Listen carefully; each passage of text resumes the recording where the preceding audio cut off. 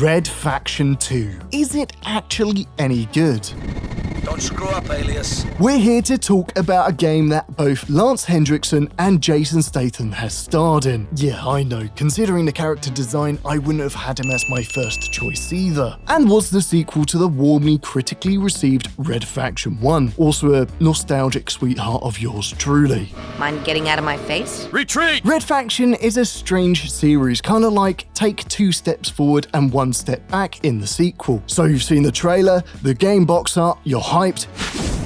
Critics are giving it okay-ish reviews, and you jump in thinking, where will Volition take the game next? You booted up the PS2 expecting maybe a continuation of Parker's story, and instead of getting this... Mars. I always thought of it as a romantic place, a planet of mystery and adventure. You get this. Shrike remained in the Commonwealth and married into a family of circus performers. Incidentally, I do miss the days where in-game dialogue was stored in uncompressed files, much simpler times. Enough of this! I command you to surrender!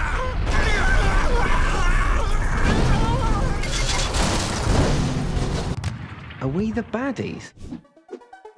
Remember, we're all working for the same cause. Free elections! Created by an Ultor scientist on Mars. Stolen. Brought to Earth.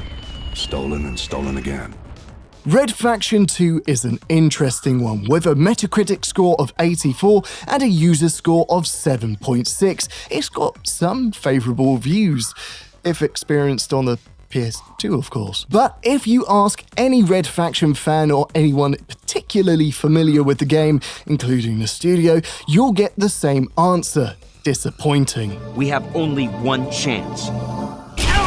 Ouch. What a disappointment. This is not only a downgrade compared to the first game, but it's a radically different kind of game whatsoever. Not that I have a problem with something different, but when the first game was already quite original and interesting, sacrificing that in the name of dumb, macho, straightforward action with a laughable storyline and unappealing characters.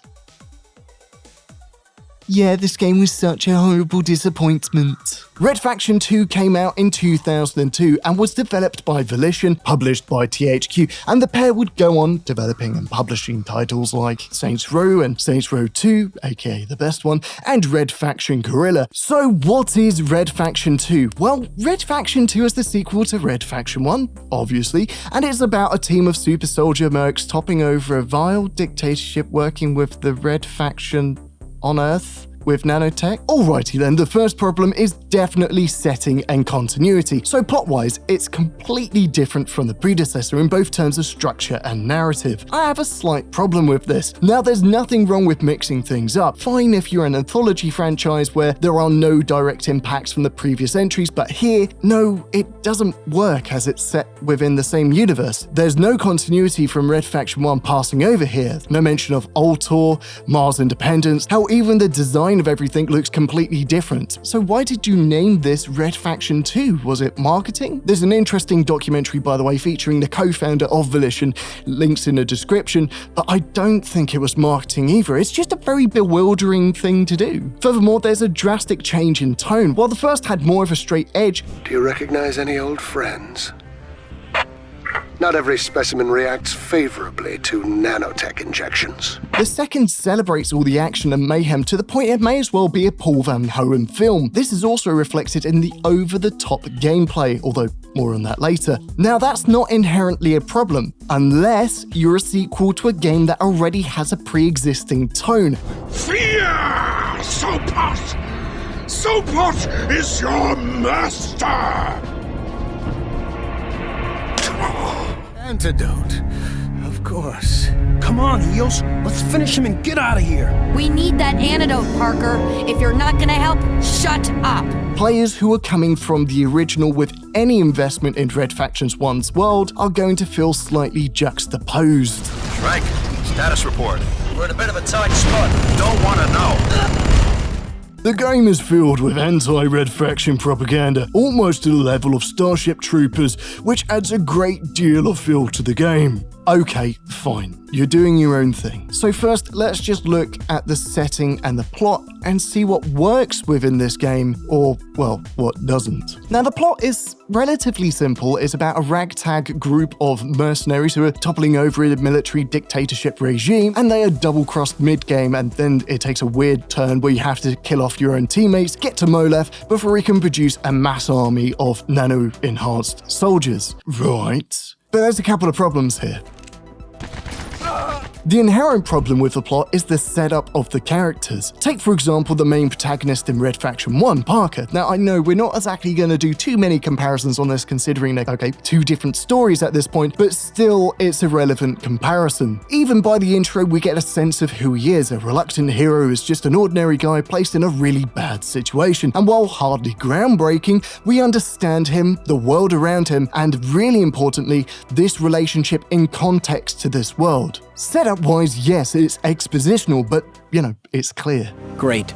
Screwed again. Now let's talk about Alias. He's a nano-soldier and a demolitions expert? Okay, so he's a blank slate for us then to project ourselves onto, like a Gordon Freeman type. Right, so why show him in cutscenes in like a third-person way? Why give him any lines then as well? Hang on, why even make him part of a team with a pre-existing history and relationships? Okay, so my point here is he's not exactly a perfect blank slate really. Either give us depth or don't, but if you are, I need goals to latch onto. I have no idea about this guy and who he is. That's not limited to this example. The whole entire team of mercs isn't exactly that set up either. I have no idea who these people are and why should I care? The same problem as with Scourge. Like, I know the classes, yeah, sure, like heavy weapons guy, sniper, super sneaky one, and the commander, but that's about it. I'm fine with one-dimensional characters, but there's no setup to who these people are and their struggles outside of the confusing narration given from Moleth, Lance Hendrickson, at the very beginning. And if I was to be picky, I'd say technically he's an unreliable narrator. The problem is the first level, the prologue.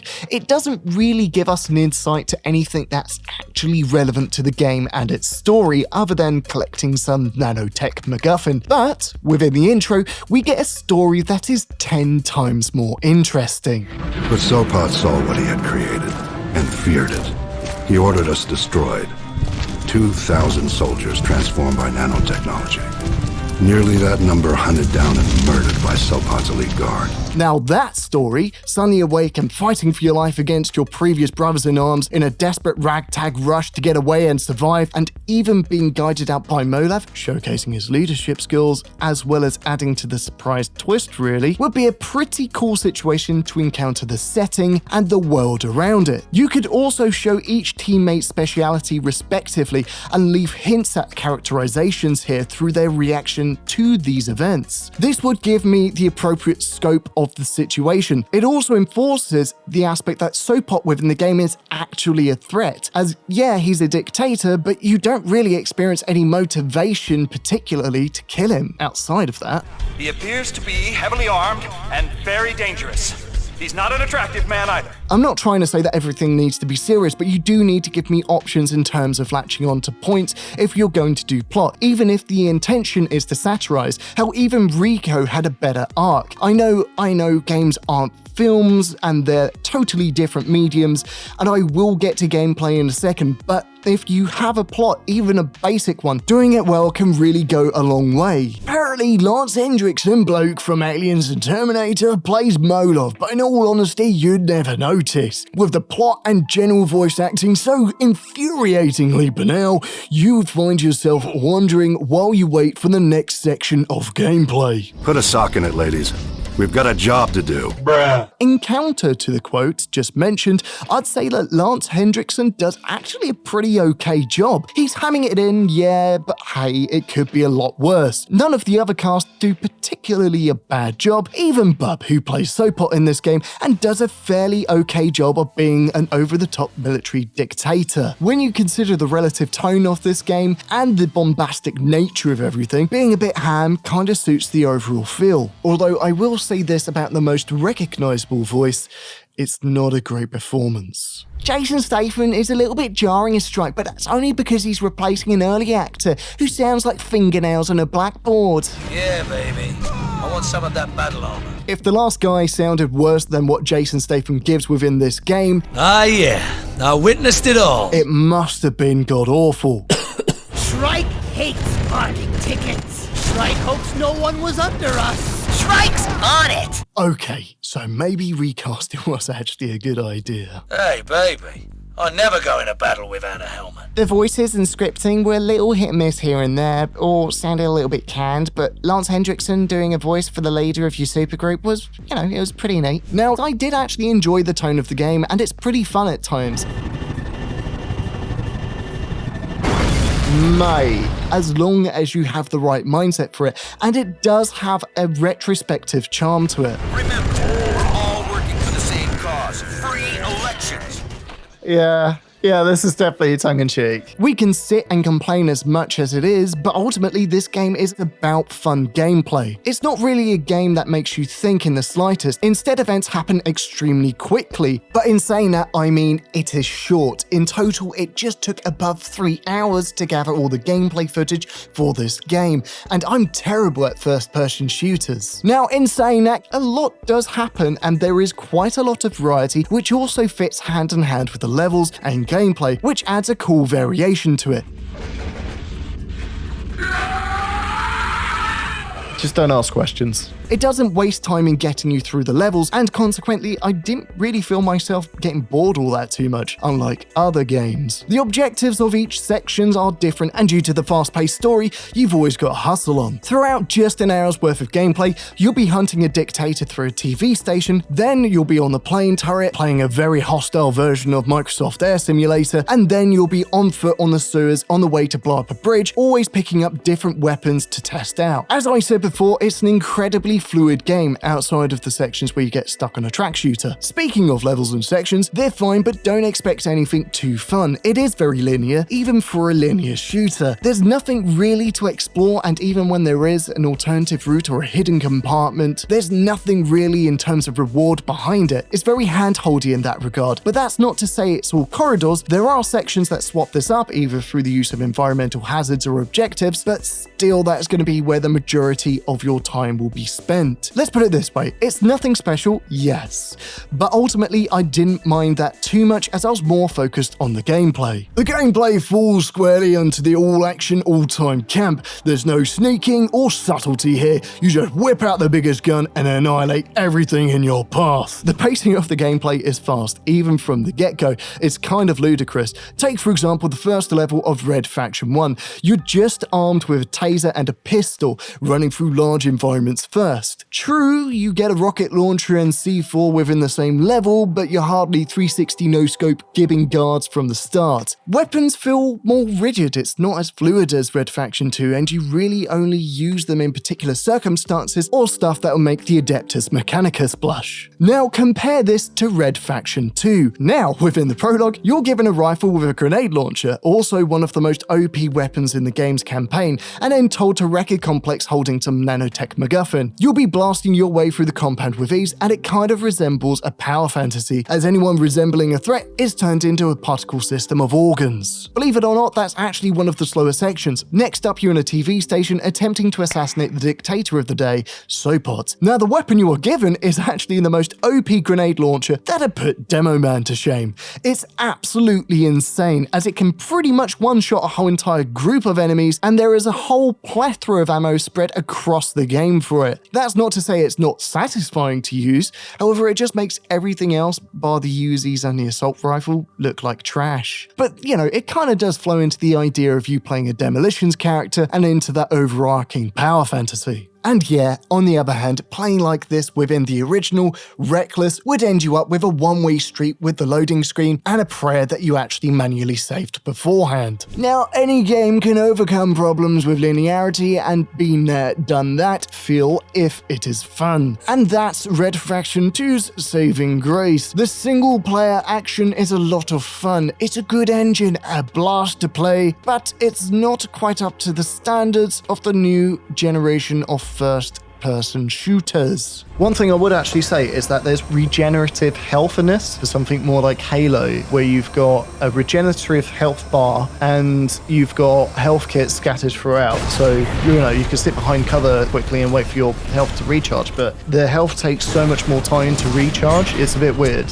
Now on to the elephant in the room. If you're familiar with the original, you know exactly what I'm about to mention, but for argument's sake, let's just explain a tad what the geomod concept is. In Red Faction 1, one of the cool, yet selective, features within the game was the ability to blow up terrain in order to create cover. I mean, it wasn't perfect, mostly used for puzzles really, but I don't know, it kind of felt like it added an extra element to the world, as when someone was launching rockets at you, you could see the damage against the terrain, which was kind of cool at the time. But that was when you were in an environment which was allowed for this to work, of course, which was, quite selective at times. Geomod is another bit of a letdown. This is the technology to deform certain parts of the terrain in the world. It is, without a doubt, better implemented in this edition, but it still feels underrepresented, but not as free as the player to use it as it should be. Now, if you thought that wasn't fully actualized in Red Faction 1, well, I have some bad news for you. The geomod gameplay here is literally non-existent outside of selected sequences, so gone are the days of seeing impact patterns across the wall or creating your own 1914 trench warfare simulator. It's a tad underwhelming in all honesty. Now, there are destructible cubicles and selected walls here and there, but nothing in comparison to the original. It doesn't really help that the textures are used pretty universally. For example, finding out which walls are destructible takes some trial and error. There is no signifier. Is that wall destructible? No. So that's what I mean. Like, that wall and that wall look borderline indistinguishable from each other. But this wall is destructible, that wall is. Furthermore, this problem rears its ugly head when you come to realize that some things that are destructible hold no gameplay value at all. I mean, look at this. What am I supposed to do here? Yeah, it's cool to blow up the bottom of the level, but there's nothing to it. There's no objects within it. It's filled with nothing. So really, there's no point in even destroying this. It's there for the sake of it. The geomod technology from the previous game, in which you can purportedly destroy most of the landscape, should have made Red Faction 2 more interesting, but it's still too limited in terms of what blows up and what doesn't. On a side note, just before moving on, just wanted to talk a little bit about score. It was very fitting, a bit generic, but that's not my problem. It was clear throughout the campaign that they were recycling scores from the original Red Faction 1 soundtrack, which kind of added a strange, inevitable comparison that even when you're running through levels, you're still comparing Red Faction 1 to 2, which really doesn't play well in the game's favor. It's fine if this is the first title that you've ever come across, but as I said before, this was a sequel. It's kind of the music equivalent of being whiplashed when you heard the same tracks. Well, now let's just quickly talk about the design of everything. In all honesty, it's all a bit weird. I mean, everything has an experimental touch to it, even down to the pistols and Uzis, where it's borderline unrecognizable from the stereotypes.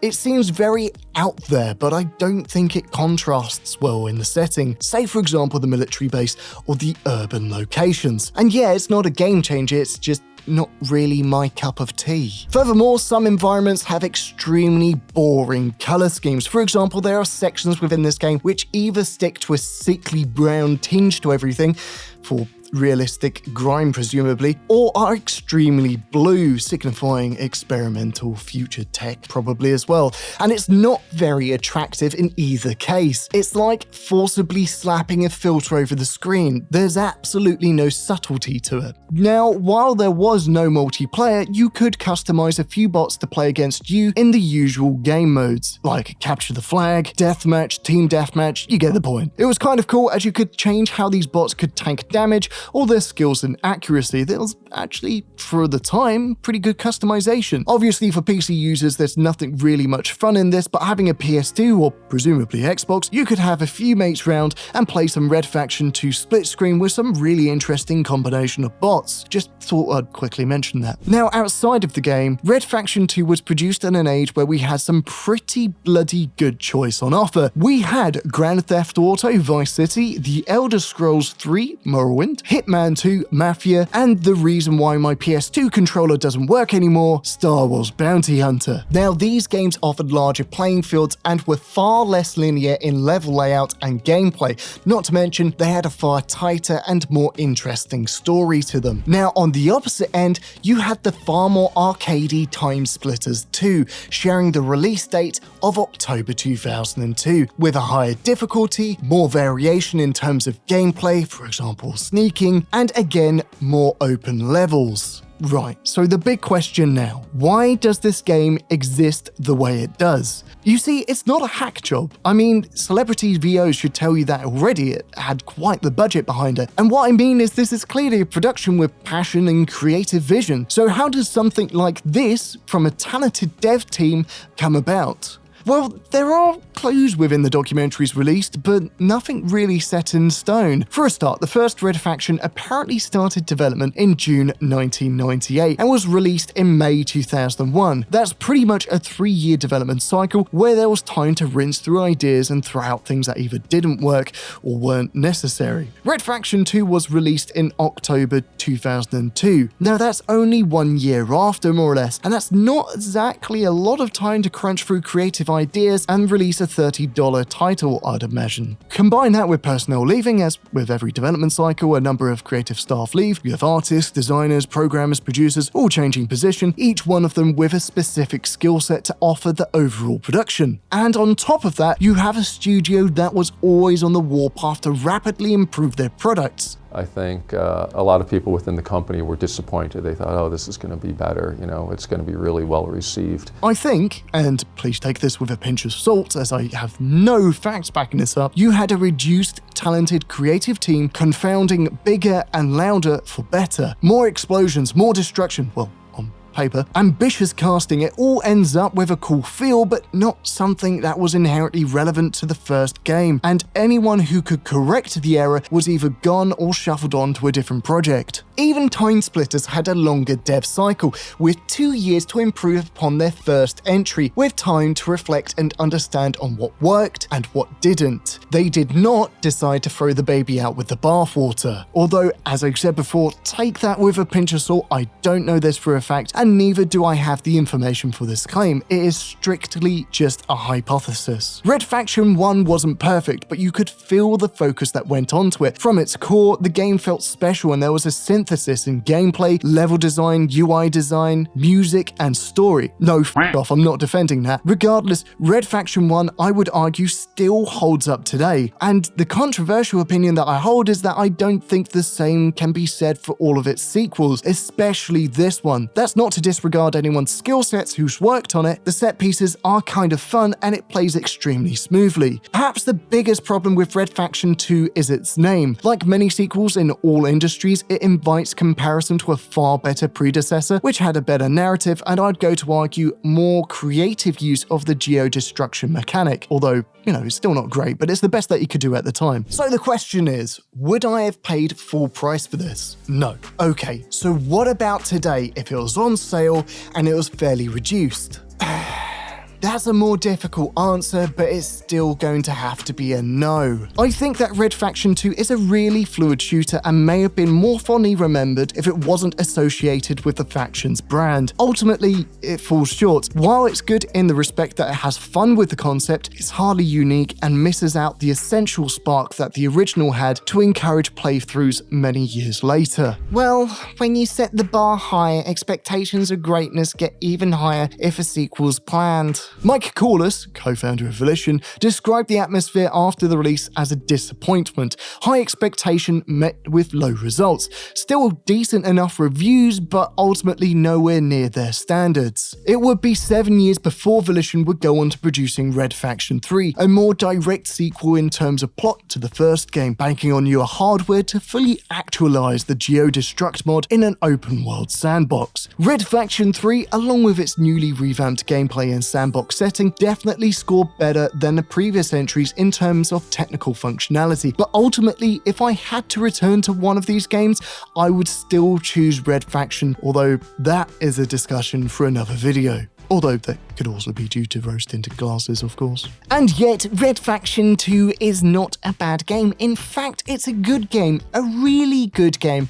It's just that I liked the gameplay of the original so much better. If the original had never come along, I would think I would have embraced this game much more readily. And there we go, there's Red Faction 2 for you. Ultimately, there's still some unanswered questions that I would be very interested in finding out, but for now, there's everything so far. In any case, if you liked this video, please think about subscribing and of course hitting the bell icon. Also, if you think there's anything else that you'd like to see in terms of games that you'd want covered, please let me know in the comments just below. And of course, if you really want to, you could follow on Instagram or Twitter, although to be absolutely honest, that's pretty much a notifications platform of what's going on behind the scenes. In any case, take it easy out there, guys, and until the next one.